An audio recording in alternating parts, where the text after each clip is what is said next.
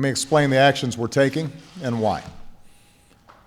First, I said in June, as the terrorist group ISIL began an advance across Iraq, that the United States would be prepared to take targeted military action in Iraq if and when we determined that the situation required it.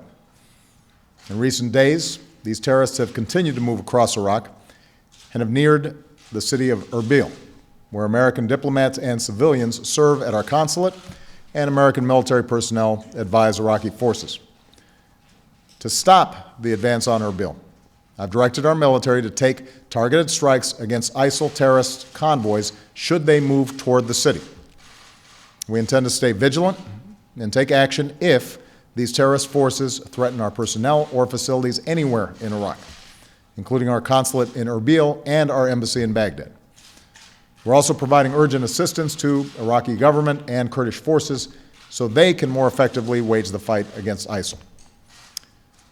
Second, at the request of the Iraqi government, we've begun operations to help save Iraqi civilians stranded on the mountain. As ISIL has marched across Iraq, it has waged a ruthless campaign against innocent Iraqis, and these terrorists have been especially barbaric towards religious minorities, including Christian and Yazidis, a small and ancient religious sect. Countless Iraqis have been displaced, and chilling reports describe ISIL militants rounding up families, conducting mass executions, and enslaving Yazidi women. In recent days, Yazidi women, men, and children from the area of Sinjar have fled for their lives, and thousands, perhaps tens of thousands, are now hiding high up on the mountain with little but the clothes on their backs.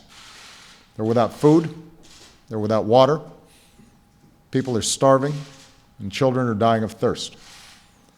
Meanwhile, ISIL forces below have called for the systematic destruction of the entire Yazidi people, which would constitute genocide. So these innocent families are faced with a horrible choice: descend the mountain and be slaughtered, or stay and slowly die of thirst and hunger.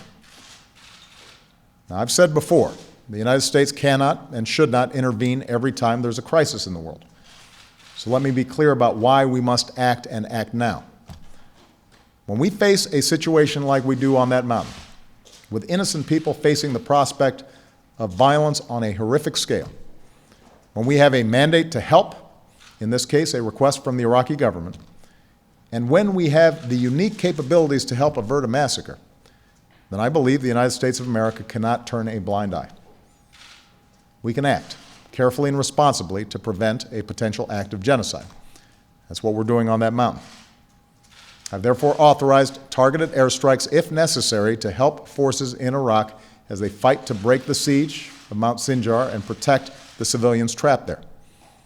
Already, American aircraft have begun conducting humanitarian airdrops of food and water to help these desperate men, women, and children survive.